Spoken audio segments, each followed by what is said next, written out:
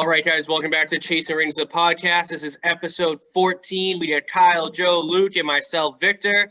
Guys, Celtics right now going up and down, having some fun, some good games, some bad games. They're 15-14 right now. Make sure you guys check out Tommy Points. We will be recording that today as well and releasing it this week for you guys.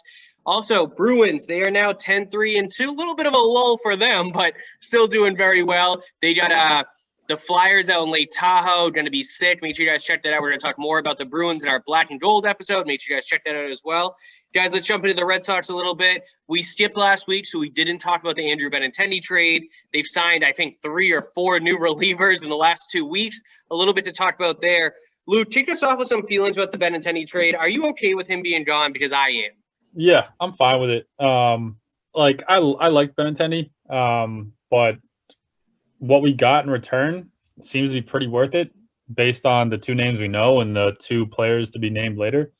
I think with we don't know what's going to happen with Jackie Bradley, but I think that gives us a better case to maybe keep Bradley in center field, which I'm fine with defensively. And then we can get more youthful in the outfield. I think we already have Verdugo. So yeah, I'm fine with it.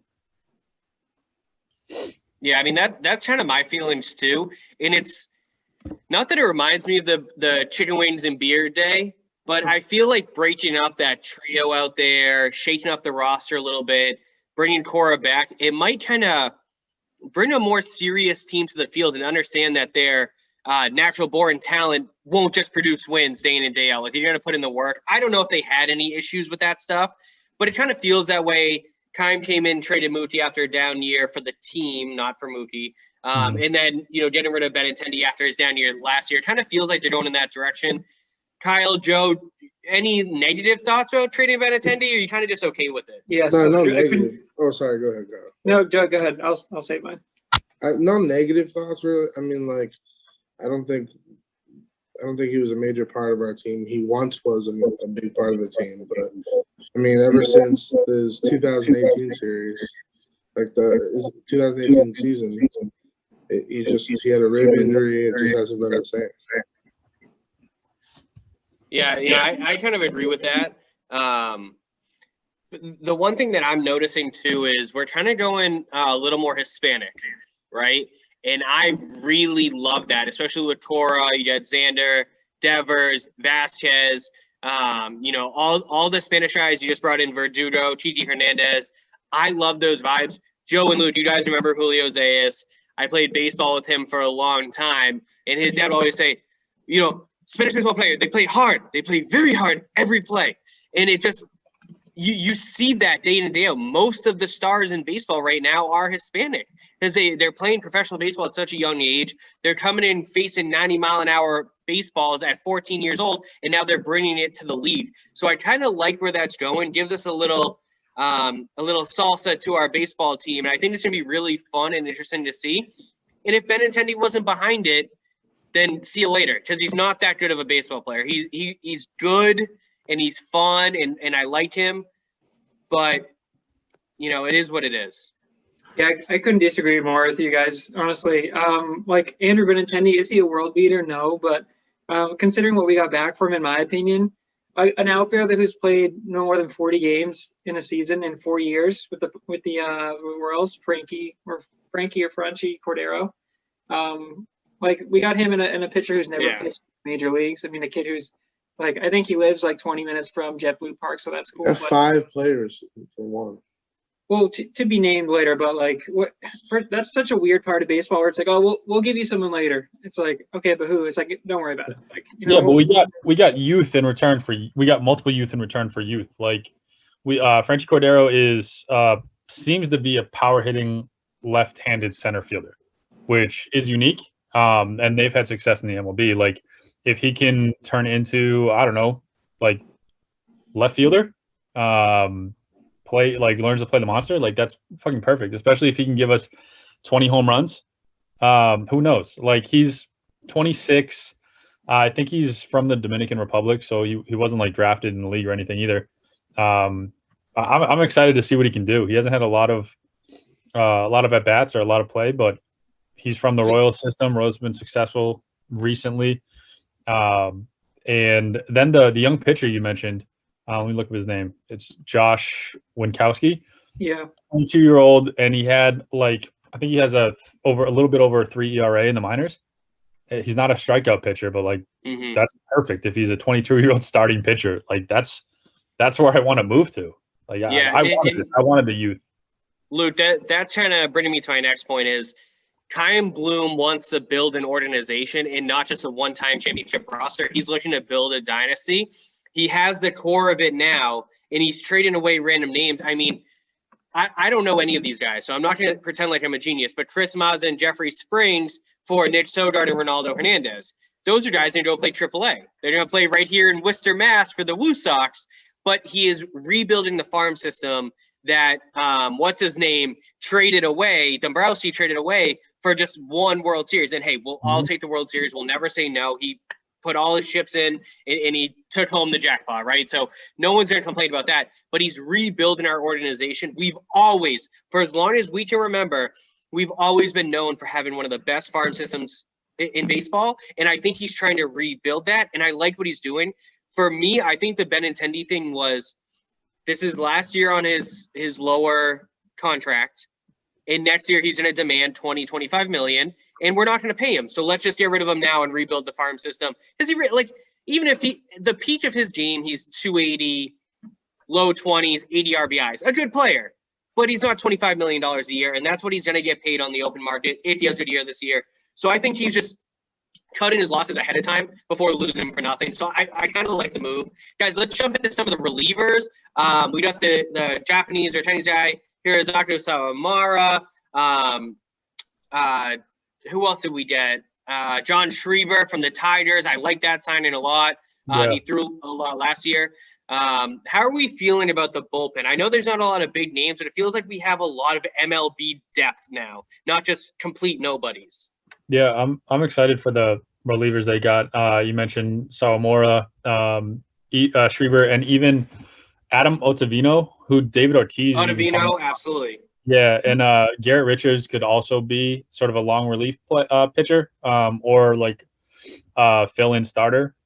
He's had a pretty good success. He's had a successful career with the Angels sort of in the 2013, 2016, but he's had injuries as of late and in his career. So that could be a nice cheap pickup for us. And he could give us depth where we need it, which is in the bullpen and even starting pitching with Erod's future sort of uncertain for this year, and Sale injured. So I like what he's done, sort of filling the gap so far. Yeah. So let's jump right into a little bit of spring training. Sorry, Kyle. So spring training pitchers and catchers just reported this week. One name that I want to bring up to you guys. Well, actually, you just mentioned Chris Sale, Luke. So Chris Sale was designated for 60 days. So he's on a 60-day DL. Obviously not going to start the season. We kind of knew that ahead of time. Eddie Rodriguez is completely healthy, which is great. We're happy to hear that. But on the other end, one name I want to watch for this year in spring training, guys, is Jeter Downs. He's probably our number one prospect. He's a shortstop. I wouldn't be surprised if we see him play some second base this year and put Titi Hernandez in the outfield with Verdugo and Jackie Bradley if we keep Jackie. So just keep an eye on Jeter Downs this year. If he has a good preseason, I'm expecting for him to make the 40-man and be on this roster. I'll be excited to see him play. I like that. I'm excited to watch Sawamura play. So I was reading some articles on him earlier, and I guess Koji Uehara actually sold him on Boston, which is pretty cool. And he had it's really cool. And he had sort of not a tumultuous career, but he had some issues with his shoulder due to supposed acupuncture mishap that derailed his career for a little bit. So he had a 6 ERA, he was cruising. He had the rookie of the year in the Japanese league he was in. And then he had that shoulder injury and it affected his nerves. His ERA shot up to 6 last year. And then he actually got traded from the team that he was having success on that drafted him, and he turned it around. His fastball is back up to 99 miles an hour. So that would be really cool to see. And he's also in the running to be potentially our closer. Between him, Ottavino and I think not Workman, but Matt Barnes is still in the mix. Yeah, Barnes. Thank you. Between those three, like they're in the running for the closing position. So if we can get Saul Mora as a closer, or setup man for Ottavino, like, or vice versa, like that solves my biggest concern of this team going into this year is who's going to close out games for us. Yeah, I like. Yeah, isn't that funny, Kyle? We just talked a few weeks ago about our success with Japanese and Chinese pitchers and bringing them in. Are you kind of excited to have a Japanese guy back in the bullpen again?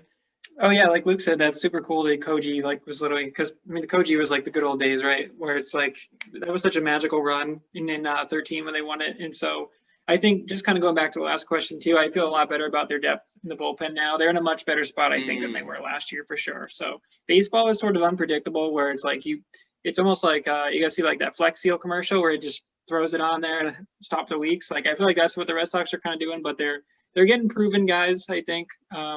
So yeah, bullpens are always made out of like, I feel like not lesser name or not no name guys, but lesser name guys. But I think the Sox have done a good job of mixing some guys who have proven and also some guys that are coming up. I like the low risk, high reward. The thing you're talking about with the acupuncture stuff is scary. Like hopefully it's not damaged goods, but I think it could work out. Yeah, I definitely think we're kind of looking for a longer run and not a one and done team. And I'm perfectly okay with that. If we're competitive on the field, game in and game out, and we can win, if we're over 500 this year, great. If we make the playoffs, even better. But as long as we're trending in an upward direction and we feel like we have a solid bullpen, so, like progress. I want to see progress. That's kind of the most important thing for us. Is anyone else annoyed at the Chris Sale news though? Like, I mean, how many times? Like, it's such a setback after setback with this guy, and it's like, man, it's kind of like, is he? It's usually a year though, but it is usually a year. This has been a couple years though, right? Yeah, I mean, the thing with Chris Sale in the Tommy John surgery is it is typically a year.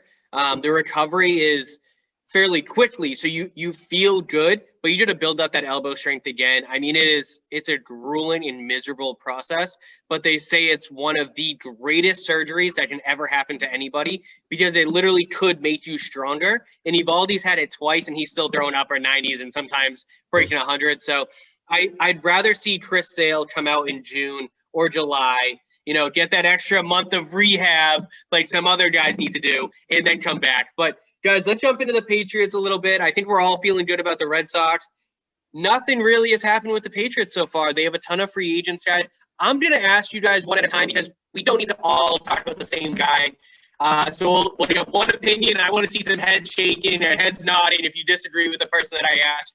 So, Luke, Joe Tooney made about $15 million this year. He's probably going to sign for a little bit more than that in this offseason. Do you want to pay the man his money or let him go? Oh God, he played 98% of the snaps. He's 29 years old. Like would you give him 3 for $60? Get him through the rest of his prime.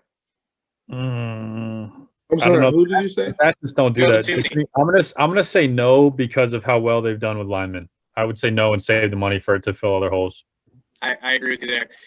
Joe, Jason McCourty, he made $5 million last year. He'll probably get less than that, I would say. He'd probably be happy to stay with his brother. You're going to pay him, say, 2 for 8, 2 for 7, something like that? Jason McCourty, I don't know. It feels like with Patrick Chung coming back, it feels like it might get a little crowded. I know he's a safety, but I mean, Jason McCourty plays safety too.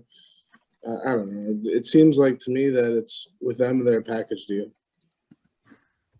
Yeah, I would say that if we let Gilmore go, then maybe we take McCourty, but we'll see what happens. Kyle, Joe probably wants to answer this one. James White, he made $4 million last year. His mother died. Really, really, really rough year. His father died, sorry. His dad, I think. Was it both parents? His dad, and then one survived. Either way. Yeah. His mother was in the hospital. Yeah, really sad story. Obviously a Super Bowl MVP for us. Are we re-signing him and keeping him behind Harris and Sonny Michel? I think we should. So him and Burkhead are both free agents this year. So I was looking at the list and I was like, man, that's a tough decision. I know Luke's talked about our running back depth, which is great. But yeah, now that we have Sony and Damian kind of established, at least for one season, I think you give the nod to James White over Burkhead because they're very similar, but I think James gives you more of a dynamic option in the passing game.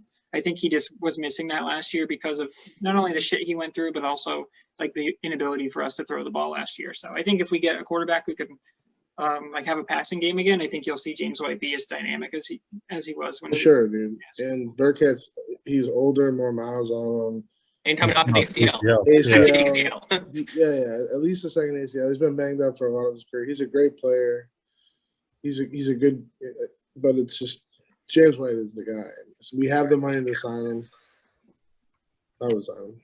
Yeah, I think Burkhead, and I think if we try to sign Burkhead and oh God, why did I just forget his name? White. Yes, thank you, James White. If we resign both of them, like our backfield is the same as it was last year, which was successful. We have another year of Harrison. Hopefully, Sony's healthy. I think if you can keep them for decent deals, why wouldn't you keep them for another 2 or 3 years? Why not? Yeah, I mean, Burkhead's gone. He's 31 years old. He's on his second ACL. He won't play until probably Christmas. It doesn't make sense to bring him back. Go younger. I'd rather play Jonathan Taylor. Not Jonathan Taylor. The other Taylor. Yeah. I can't think of his name. JJ Taylor. Yeah, JJ. So let's move on, guys. We got Lawrence Guy and Adam Butler. Joe, I'll give that one to you. So it's our two kind of biggest defensive tackles. They kind of play in the middle and try to plug the hole. Not something we do very often. They'll probably make in the $3 million, 31 and 27 years old. Are you trying to bring back the big boys? Absolutely. What I think, I heard that Adam Butler is like pretty much a shoo-in to come back. Not positive about Lawrence Guy. Guy's always been in the system, like one of those grind players. He doesn't get a lot of credit. Wouldn't surprise me if they signed for low. All right, now Luke, we talked about the money thing with Tooney and how expensive he could be and how good our system is. Jermaine Illuminor, he's played a bunch of games over the last few years, in and out of the lineups. He made $2 million this year. He'll probably get a little bit of a pay increase. Would you rather just sign him 3 for $15 at $5 million a year than Tooney for $18, $20 a year? Yeah, that was my thought process. That's why I wanted to. I was considering Tooney, but like Illuminor is right there. Played snaps. Was he's a Pats lineman, so I think much rather have him on a lesser deal and just let it ride than re-sign Tooney for so much money that it hinders us at other positions, which we desperately need. So gotta take the leap. Kyle, let me ask you, Damiere Byrd. We paid him $1.6 million on a 1-year contract last year. Do you want to bring him back? I kind of like what he did. What are you thinking? I like him, but I think we need an upgrade overall in that position. So I would like to start fresh, and because there's so many good receivers out there as free agents. I think they can find better. No disrespect to Damiere Byrd, he did well for his role last year, but I think they need like an upgrade if they want to seriously compete next year. He's a practice squad guy. He'll get bumped down if they draft or trade or sign a wide receiver, because as for me, in my own opinion, I don't like N'Keal Harry, but he's still at the, close to the top of the depth chart because he's so young and new. Then you got Jules, obviously, and why am I blanking? Kobe Myers. Myers too. So I mean, if they sign somebody, it's gonna get tight quarters. Okay. And we also have Marquise Lee, Moncrief. Marquise Lee sat out last year. Moncrief played well for us. I think those two are gonna get washed, but it might. I feel like there's so many dominoes to fall with the wide receiver position that who knows? It's kind of a guessing game. Yeah. Let's move on though. Luke, Nick Folk, are you giving the job to Justin Rohauser? And we brought in what's his name from Tampa Bay as well. The failure. I can't. Roberto Arroyo. He hit 30. He hit 20-something straight field goals this year. So yeah, are we bringing Nick Folk back at 37, 38 years old? Absolutely, Nick Money Folk on a 1-year deal.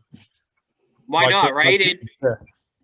And we hope Rohauser just stays in the system somehow, and then he can take over next year. Who knows? But all right, Joe. J.C. Jackson making the league minimum $570,000 a year. You paying this man some money? Led the league in interceptions. I'm not familiar with his contract. Is it still the rookie deal? Is he up now? He's up. He's a free agent. Okay. I don't know how much he's going to demand because he's while he led the league in picks or he tied the league in picks, he still has a lot of work to improve on. So it's not like he can walk in the door with all this leverage being I'm Darrelle Revis. Yeah. I do think though he's worth investment for give him an offer and he's worth investing in. So what do you think? Like a 3 for 30, is that too steep? Or like a 3 for 20, something like that? Yeah, I think 3 for 30 is too steep. I think 3 for 20 is decent. Okay, yeah. I mean, I definitely want to keep him. He's gonna get so much money on the open market though, and I don't know. Yeah, a stupid team will pay him that. Yeah, he's gone. The good news is that the free agent market is pretty stacked on receivers, edge rushers, and cornerbacks. So we'll be able to fill the holes. All right, Kyle, I got one more for you. So last year for a couple of years now, we've had Jacob Johnson, the fullback. But last year we brought in Vitale from the Packers. We were really excited for him, and then he opted out. We don't know what Vitale is going to do. People say he's not coming back or might retire. Are you bringing back Jacob Johnson if Vitale doesn't play this year? Yeah, I think so. At fullback, right? Yeah. Yeah, fullback I think is a less important position nowadays. Just because I think running in general, I think outside of a couple of teams, they're not really doing as much. It's a passing league, but I think you can kind of plug anybody in there, honestly. That's what the Patriots did for 20 years, and it seemed to work okay. So. All right, so Luke, I got one more for you. I know your answer. Is Cam Newton coming back to the Patriots? Do you want him back? What's the move? Yeah, Cam's coming back. We all know it. Just prepare yourselves. I mean, he might be the backup depending on where we go. There might be some quarterback competition in the offseason. We might not get a free agent quarterback. You don't know where they'll go. New Orleans is sort of an open opportunity for a lot of quarterbacks. It's and people are moving around. Wentz is moving, so who knows? Deshaun is probably going to move. So, yeah, Cam's coming back. I think we also draft a quarterback, and we'll probably sign a quarterback too. We have the money to sort of make some moves and see what happens. And if anyone expects a Pats Super Bowl in the next 2 years, then they're idiots. I agree. They're delusional. Yeah. So I'm going to ask you guys, I'm going to let Joe go first on this, and you cannot use the same answer as the person before you. Joe, what is the first need the Patriots need to address right now in the offseason as soon as the tampering period is up? What are you addressing first and foremost for our team? I mean, I want to say wide receiver, but it's the quarterback position. I mean, whether Cam Newton's the starter or not, it still needs to be addressed. If we're going to give him another chance for XYZ games, it needs to be addressed. And on that note, Marcus Mariota, I'm high on him. I think that the Raiders are they want to move him. They don't want to move Carr. They came out the other day and said they're not going to move Carr. So they're going to move Mariota for whatever, $10 million. I think he can come in and have a little quarterback challenge there. Okay. Luke, Joe took quarterback. What's your second position you're addressing in the offseason? I mean, I'm gonna go cornerback. And the reason I say that is because I think J.C. Jackson's leaving. I think we'll trade Gilmore, and we'll probably re-sign the Jason McCourty because I think he'll want to play with his brother for a lesser deal, but he isn't what he was 3 years ago. So I think there's a lot of cornerback options out there in this free agency period, and I think we can fill a lot of holes. I think there's some young, some of the Pittsburgh Steelers corners are going, and that organization is sort of up in the air. We don't know what's happening with Ben. There's some vets out there, like Richard Sherman's a free agent. Who knows if he wants to stay in San Fran? I know that defense is studly, but I'm not sure they're gonna, make a Super Bowl anytime soon. Pats might have a better opportunity in the playoffs. So yeah, I think cornerback for sure is the second up. All right, Kyle. So we got quarterback and cornerback off the board. What are you addressing next in this offseason? I think receiver. Someone like an AJ Green, I would love for them to go get. Kind of like they can probably get him relatively cheap because he's been hurt a little bit and he's not what he quite used to be. So maybe cheaper. Chris Godwin, I know, has been like the big name that we all want there. So, and then kind of to throw the mix in there too, like tight end needs to be addressed. And I think Hunter Henry would be awesome here. So I agree with you on Hunter Henry, Kyle, because the Chargers have shown a lot of interest in Zach Ertz. And if they sign Zach Ertz, even though he sucked last season, he was terrible. He was injured. They're gonna get they're gonna have both of them, so they'll get rid of Hunter Henry. Yeah, I like Hunter Henry at tight end too. I was a fan of him on the Chargers, and he didn't really mesh with the Rook this past year. So I'd love for Hunter Henry to step into the Pats uniform. I think also Gerald Everett for the Rams, like he reminds me sort of Aaron Hernandez type tight end, where he's sort of a skinnier tight end, more of a wide receiver tight end, but he's super dynamic. He's a route runner. I think he's also had he's pretty memorable in run blocking schemes too. Like he'll hit someone. So I really like Gerald Everett. Yeah, I was gonna say tight end, but Kyle took that from me. I do have a lot of faith in Asiasi. I think in his last couple games, although he didn't produce because we don't have a great quarterback, he made a couple of great catches. I mean, that touchdown was phenomenal, fully extended, laid out. But he wasn't healthy this year. They had the shortened offseason, the weird draft.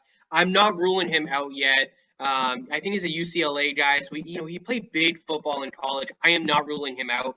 The other position, or I guess the presence that I want to focus on, is our front seven on the defense. We need to get more pressure on the quarterback.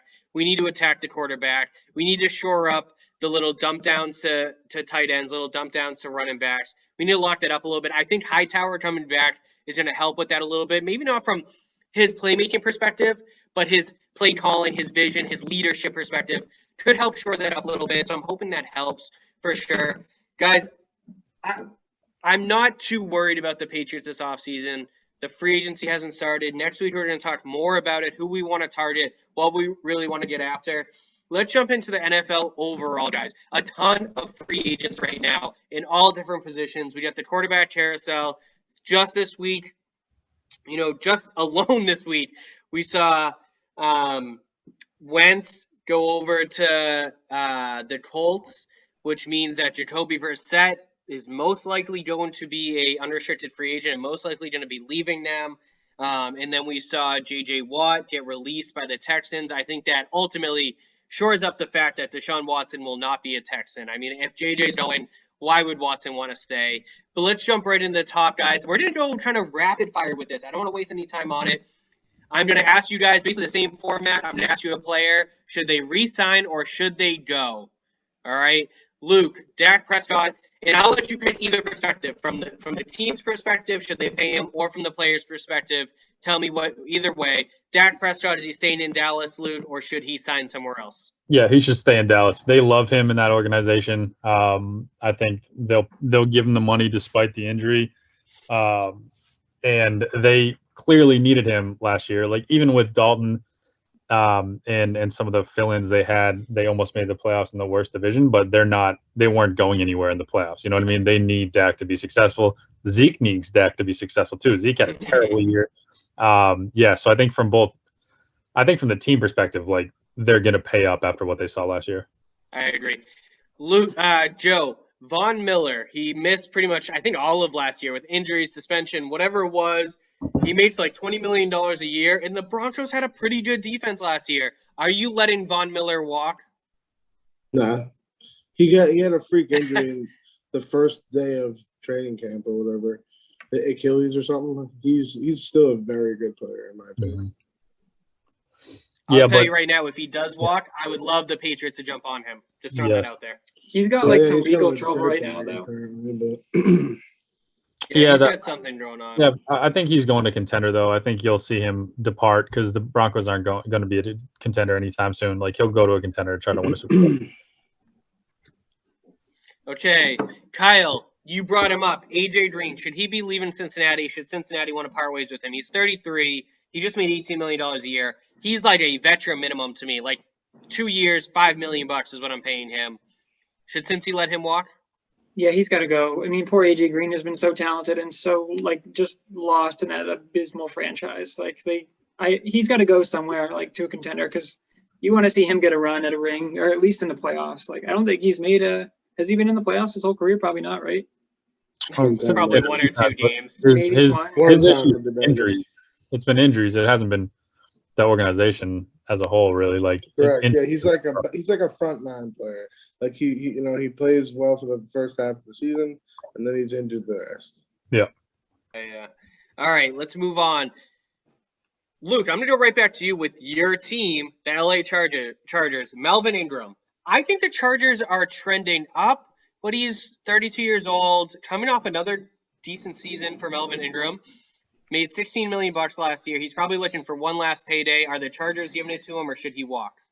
I think they're going to give it to him, just based on what they saw with the rookie QB and the success he had. Also, that defense was banged up last year. They also lost a ton of close games. That team could have a completely different record at the end of the season if things had gone just one iota differently. I think they're gonna still try to rock the same defense they had and hope everyone's healthy. But yeah, the age is definitely a factor. And also for Ingram's sake, he might want to go to contender too. The Chargers aren't a championship team yet, but they're definitely trending up, like you said. Okay. Joe, I got one for you. Are the Buccaneers going to pay Shaquille Barrett after that Super Bowl performance? He just came off a $15 million a year contract. He's 29 years old. Is he going to get 3 for $60 or something crazy like that? So Shaq Barrett, he said he plans to return, but is expecting a big payday because he was in the franchise tag. If the Bucs franchise tag him again this year, they'd owe him 120% of what they paid him in 2020. So it's $19 million. I would do that. Either way, he kind of wins, but they also have to pay Lavonte David, who is the heart and soul of this team. He makes $10 million a year. He's gonna want more. So I think David's the more important signing too, Joe. It's hard. It's hard. Yeah, the heart and soul. They're both very similar. They're both the heartbeats of the team. Shaq Barrett had such a good Super Bowl, and Lavonte David is the play caller. It's just they both go hand in hand. They're good. They're good backers, man. Yeah, I agree. Kyle, Patrick Peterson out in Arizona, weird season. They were so hot. Murray was projected to be the MVP, and then they kind of tapered off. And did they squeeze into the playoffs? No, they just missed it. They lost it in the last week to the Rams, right? You think they're going to pay Patrick Peterson to stay? He's 31. He's coming off a $14 million a year contract. Do you think they're going to pay him to stay? No, I think he's going to get paid somewhere else. He might even come to New England if, depending on what we do with J.C. Jackson and depending on how much money we want. Also, I think Shaq Barrett he's not going to be in Tampa Bay because he's going to be a Patriot next year. So he'll be on this. I wanted to, for a minute, I kind of wanted to stir the pot a little bit on free agency. So I picked 4 players who I think are going to be surprise cuts or releases. One, Zach Ertz. Terrible season. He played 11 games. So, I guess he was injured a little. Anthony Barr, the linebacker on the Vikings. On the Vikings, yep. Yeah, they have to pay Kendricks this year, so I don't think they're going to pay both like the Bucs have to pay both. The third one was Chandler Jones. Terrible start to the season last year, missed 11 games. Interesting. But he demands $20 million a year. So I'm not sure who would pick that salary up. And the last one is Landon Collins on Washington. He gets paid. He's on a 6-year, $84 million contract plus a $15 million bonus. Last year he played 7 games. He had 1 pick and 24 tackles. So I think that those guys are going to be notable releases, and they still have a lot of potential in their career left that they could sign anywhere. I like it. Interesting moves right there. I'm going to talk about Toby Brissette personally. He's 29 years old, former Patriot. He made $15 million last year, basically as a full-time backup. He made a few throws in place of Rivers for some deep balls. He is going to Washington this year. They're going to pay him a decent contract, nothing too crazy. He will get into a quarterback competition with Taylor Heineke, who's really unproven. He had one good playoff game, and it was fun to watch. He almost took down Brady, almost. He was the biggest challenge. But I'm sorry, if you're trying to rebuild that that franchise, and you make the playoffs, keep trending upwards, keep the competition open. And Alex Smith is obviously not going to be their starter. They'll probably keep him in the locker room as a That's Brian exactly Hoyer type. right. I You know, disagree. and I they think got Alex Smith will be the starter. Nah, he's they like just paid fighting Heineke. for There's his, no way. Yeah, he's fighting for his spot. There's only 2 quarterbacks on the roster right now. Alex Smith is the starter, but Ron Rivera, like, it's not. I don't think it's gonna happen. The way Alex Smith, it's a great story, but we have to be realistic here. Yeah, I think Brissette. I think that's where Brissette's going to go. Kyle, Allen Robinson, is he going to stay with Chicago, or is that pending on if Trubisky stays, Foles stays? They don't know what's going on. Do you think Allen Robinson stays or goes? I think he is actually going to stay. He's really good. I like Allen Robinson, but I think they got to keep someone, right? Trubisky to New England. Yeah. Yeah, there's a lot of dominoes to Wouldn't fall. hate it. All right, Joseph, left tackle, the heart and soul of your line for most guys. Trent Williams, is he staying in San Fran? Is he going to retire? What do you think he's doing? Do we know his age? Trent Williams. He's 33. He's coming off 13.5 a year. And he's a free agent? He's a free agent, yep. I think that's whether they decide to pay him or not, and I think he's worth a little more. I think he's worth re-signing, maybe not long term, but he's still Trent Williams, and like a 2 for 30. If they have such issues with Jimmy Garoppolo's health, I mean, sign the guy again, sign Trent Williams again. You know, why risk bringing in someone else who might be worse? Okay. Luke, Jadeveon Clowney with the Titans. Does Vrabel want him back? He gets a restructure. Keep in mind, they traded for his contract that nobody wanted. Are they going to restructure a new contract and get him at a lower price tag and keep him around? I don't know. The Titans, they got to be careful. They have Jonnu Smith as a free agent. They have Corey Davis as a free agent. I like that defense needed help, but I think they're going to go a different direction. I think Clowney's going to move on again. I agree. I think they got to find more value in guys because, like you said, they got to pay some other guys. I do think Corey Davis is leaving personally. Yeah, I mean, why not? Play for the best defensive coach of all time, 2 for $10 million, and hopefully win a Super Bowl. I doubt it, but who knows? Justin Houston in Indy, one of the best defenses in the league. He was phenomenal just a few years ago. Do they kind of keep him in there, Kyle? Yeah, I think he stays too. He was with Kansas City before, right? Yep. Justin Houston. Yeah, he was really good there. What's he expected to? He's a free agent too. Yeah, these are all free agents. Years old. Yeah, he made $12 million last year. Yeah, I think that he should stay. Indy's. I'm really high on Indy, so especially now that they brought up Wentz. So I think they got to go for it. They're closer to contending than they are rebuilding for sure. So they get Carson Wentz, baby. Let's go. Yeah, I think he's gonna be good. I agree. So I think we all agree that Hunter Henry is most likely leaving, so I'm going to skip him. Levante David has to stay in Tampa Bay. I'm going to skip him. The Deshaun Jackson guys, they're saying the Eagles are letting him go. Are we interested in him in New England, or do we think does he even find a home in the NFL? I think he's fine. Yeah, like I think the Seahawks or something. You know. I mean, he's still a deep threat. Like he's still got speed. He can still catch a deep ball. I mean, injuries have been his Achilles heel his whole career. And his attitude. It happened again last year. So, but yeah, I mean, I wouldn't mind him on the Pats. Why not? We couldn't get a deep ball last year. Why the heck not? Right. Yeah, I kind of agree. Joe, I'll give you one more. Let's see what we got. Jared Cook with the New Orleans Saints. He's 34 years old. I mean, he had an awful game against the Bucs with those fumbles, but he's been so solid for them. Is he going to stay in New Orleans with a new quarterback, whether it's Winston or Taysom Hill or someone else, or is he going to try to get on a contender and go win a Super Bowl?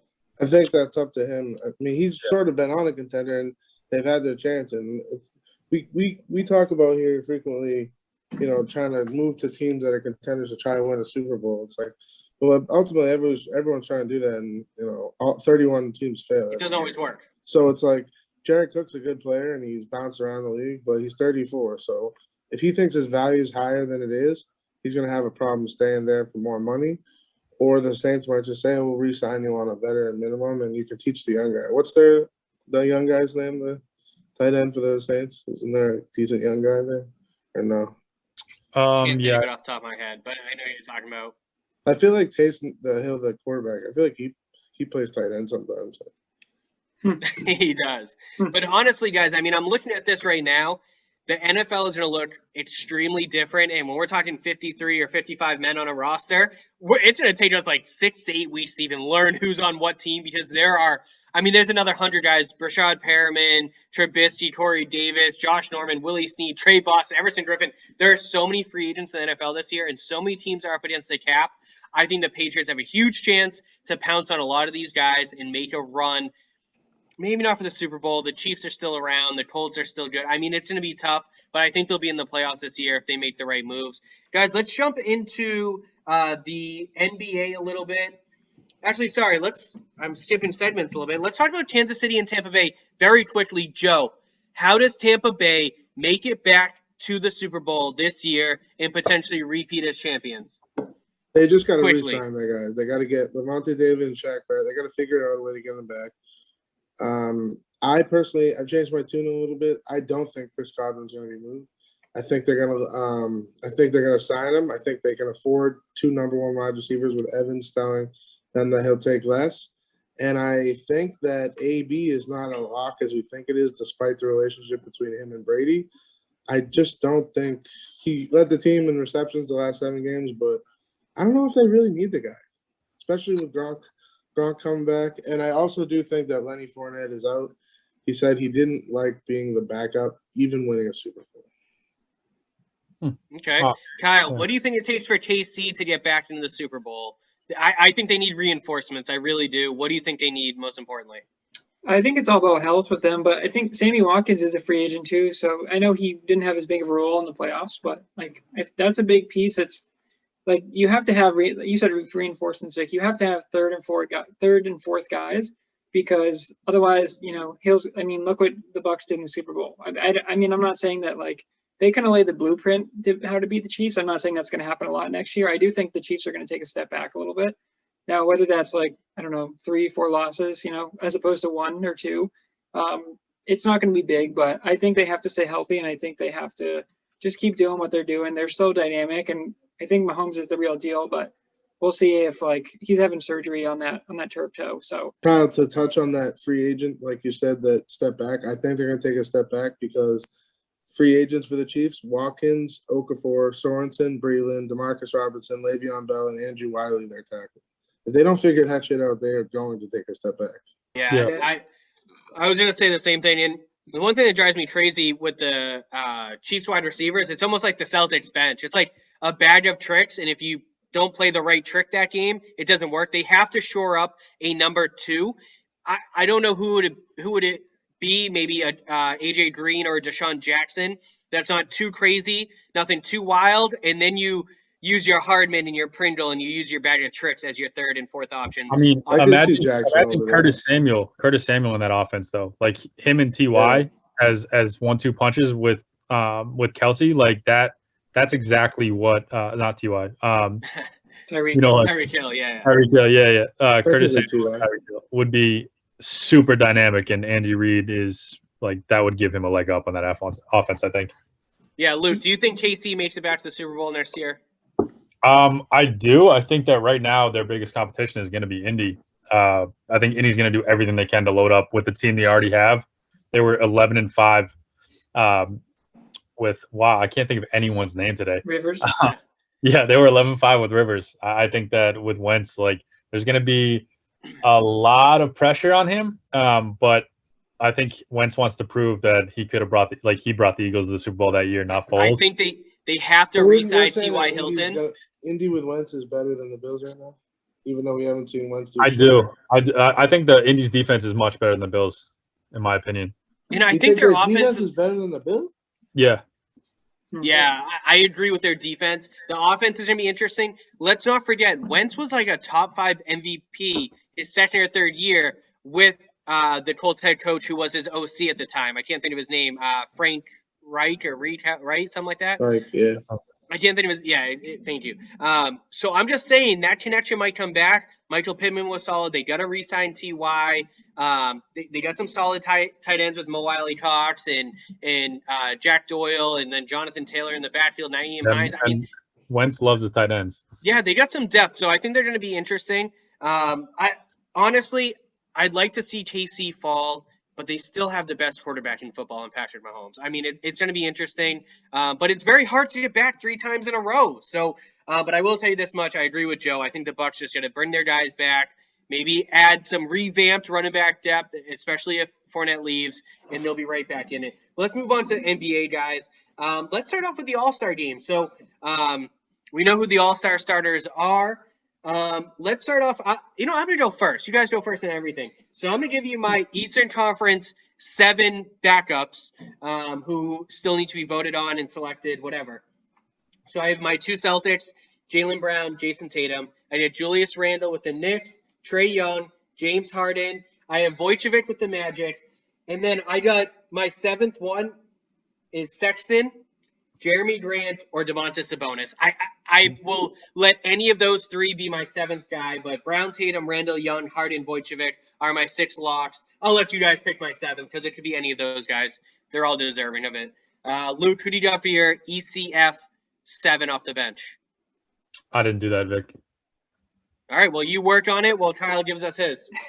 My list is really similar to yours, Vic. The Jays, Jalen and Tatum.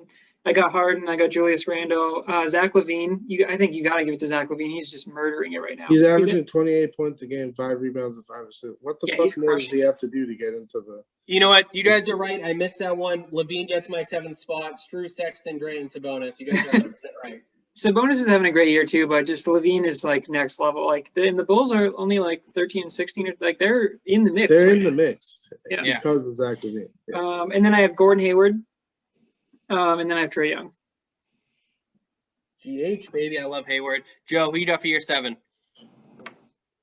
Pretty much all the same, except I would throw Sabonis in there, actually. He's had a sneaky. He doesn't get talked about as much. Yeah, he's just an ugly guy. No one likes him. He's not very flashy. He doesn't shoot outside. He's a weird dude, but I like him. Luke, did you figure out your 7? Yeah, I'd go Ben Simmons, Vucevic. I do like Sabonis.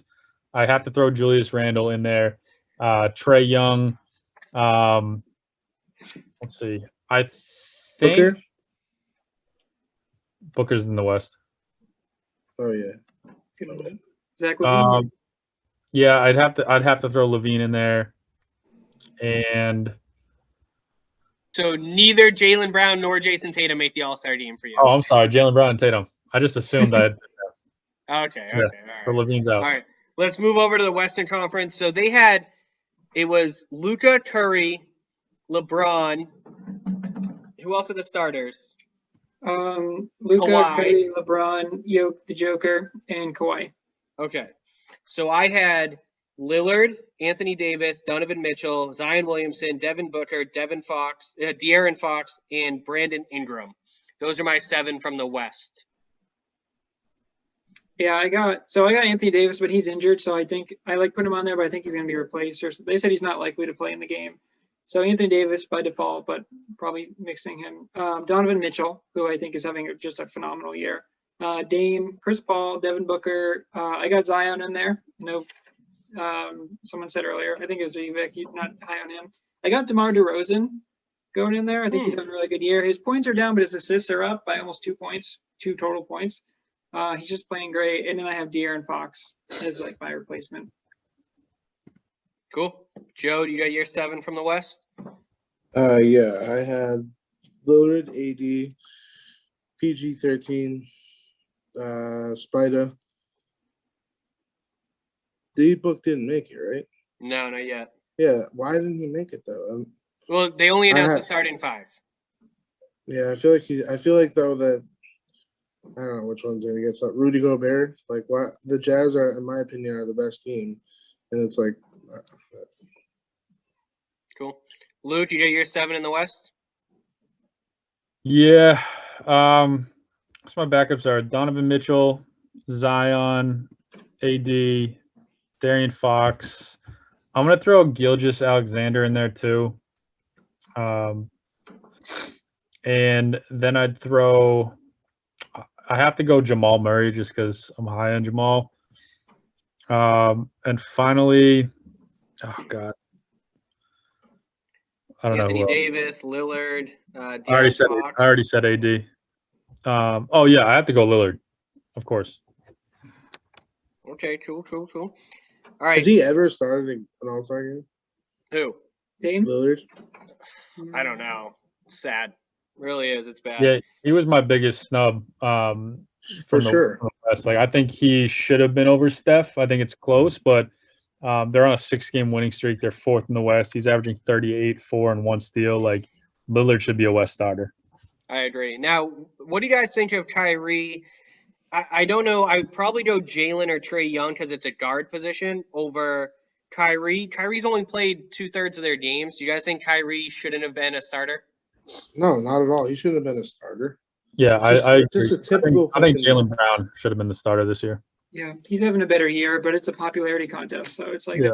The casual When I things saw are going to go the Kyrie. when I saw the starting five, immediately what I thought of was last year during the All-Star game, that scene where it's KD and Kyrie, or a couple years ago, talking in the locker room like, "Oh, we could be together." Planning it.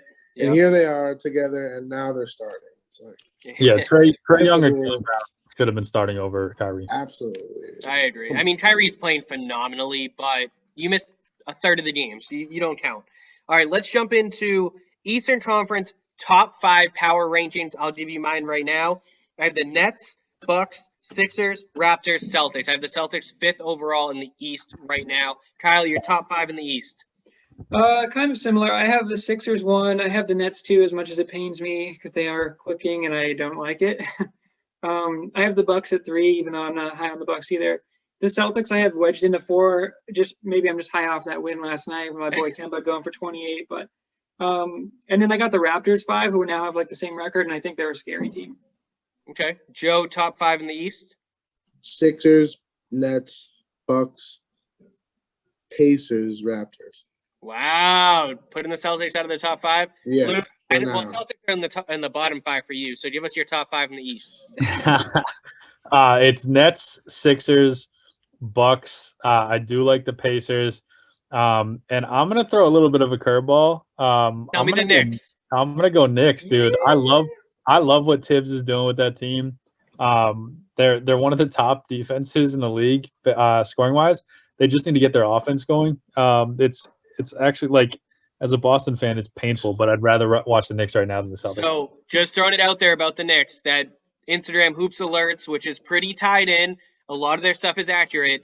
They said that they're targeting a Levine, Bradley Beal kind of move, but they will settle for like Alonzo, who else? Like a second tier of point guards. They want to bring in an even stud point guard, even though they just got Derrick Rose, and Yeah. they are wheeling and dealing. They are ready to make a run, and they got the moves. I mean, they got the right guys in place. Let's move on to the West, guys. I'll go first again. I got the Lakers, Jazz, Clippers, Blazers, Nuggets. And I know it's not all about standings, but I'm talking about who's trending right now. The Nuggets are starting to figure it out, so I have to move them up into the top 5. Right Yeah, there. I'll branch right off of that because they're in my top 5 as well. I got the Jazz and Lakers swap, so I got Jazz 1. They just lost their first game in 9 games last night. They're ridiculous. Jazz, Lakers, and then I have the Warriors at number 3 because I think even though their record's not as good, I think Steph was very deserving of that All-Star game. I think he's just absolutely murdering it this year. And I think they're a dangerous team. Then I have the Clippers, even though I'm still not a believer in the Clippers, and then I have the Nuggets at 5. Okay. Joe? I have Utah, Lakers, Clippers. Then I have Denver and Golden State. Ooh, a little Trailblazers snub. I like that. I like that. Luke? I have the Clips, Lakers, Jazz. I have the Suns at 4. And you know what? I'm gonna go with the Blazers. They've been doing this all with without CJ McCollum, and also they're And they're injured, and yeah, like they could get very good very fast. So who knows? All right, so top 6 in basketball. Doesn't matter if it's 3 and 3. Top 6 overall. I have the Nets number 1 right now.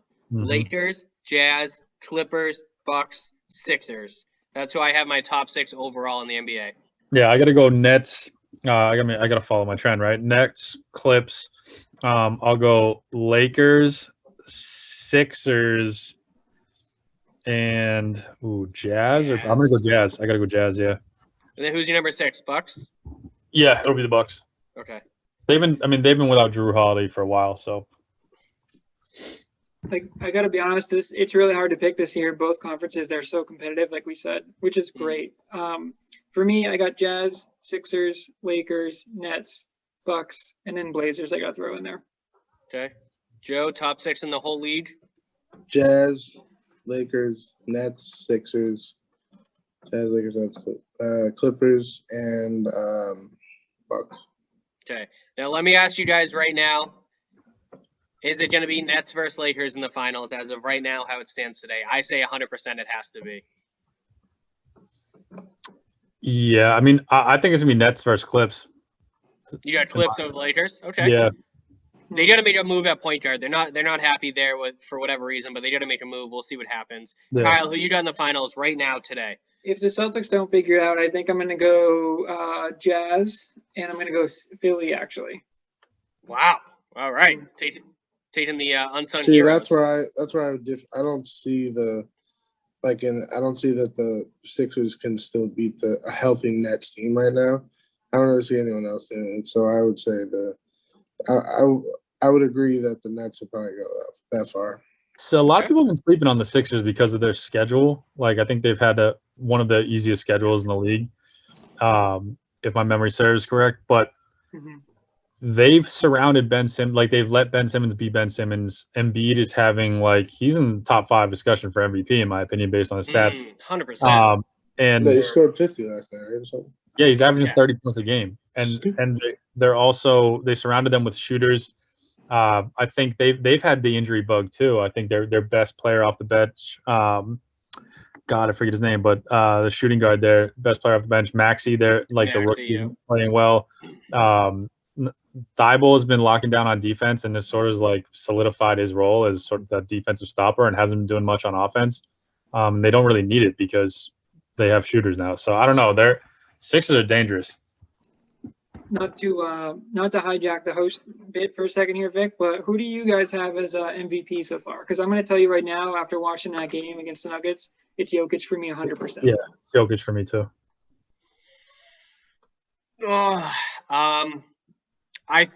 The most valuable player to any team in the league, and it's by far, is Joel Embiid.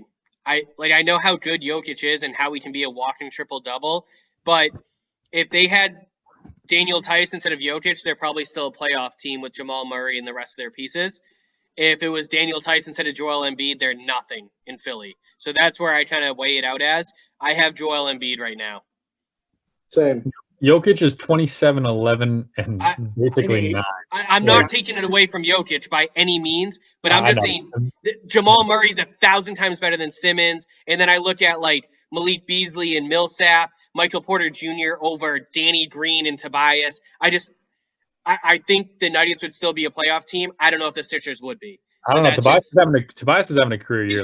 I like Tobias. The argument, but I mean, Embiid's having a great 30 and 11. That's great. But I think Jokic is more blocks how many shots valuable. a game? And Jokic, what's his turnovers per game? Probably 4 or 5. Maybe because he has the ball in his hands a lot. So I'm just, you look at everything, the blocks versus the turnovers, things like that. But Embiid only has one block a game. He has a steal a game too. Turnovers. So he's almost like a Robert Williams in a sense. You know what I'm saying? Yeah, all right, guys. 30 points a game. I know. Well, he would be if he played 38 minutes a game. I'll tell you that much. I know, but he's pretty damn good. All right. Anyway, I got a bet of the week for you guys. I don't know if you guys prepared one. But I got the Lakers tonight over the Heat -3. I don't care who plays for the Lakers. I don't care who plays for the Heat. If Davis is out, Montrezl Harrell is going to beast up out of Bayou. If LeBron sits, it doesn't matter. The Lakers are coming off a tough loss to the Nets. They will beat the Heat by probably 10+ tonight. All right. I got UConn over Villanova, college basketball. Plus 6.5, right? I think it was. The money line's plus 250 in favor of UConn. So I would like it's Book Knight's second game back, and they're 6-1 with Book Knight in the lineup this season. UConn is like Villanova's number 10 seed, or number 10 ranked team in college basketball, but people are sleeping on UConn. I think that it's going to be a tight game for sure, but it's going to be a fun one, and I would throw 100 on UConn, no problem. Cool. Anyone else got a bet of the week? I got tomorrow 2 p.m. Bees under 5.5 against the Flyers. They win 3-2. I like that. I got hockey too. I think it's the Lake Tahoe that's really getting me riled up for this weekend, I should say. Pretty cool. But I was looking at tonight's game, the 10-3-1 Lightning at the 11-3-1 Hurricanes. Did anybody know that the Hurricanes were 11-3-1? They're playing well. Yeah, over under 6. I'm going to hammer that over. Mm-hmm. Yeah, I agree. I think they're going to have some fun outside. So that makes me a little skeptical of Joe. But honestly, I mean, there are going to be some great games. Lake Tahoe is going to be sick. It's going to be a lot of fun to watch. Guys, this was Chasing Reigns, episode 14. Make sure you check out Tommy Points, Black and Gold, Old Road to 55 episodes. We got tons of content for you guys. Enjoy it all. Make sure you subscribe. Appreciate y'all.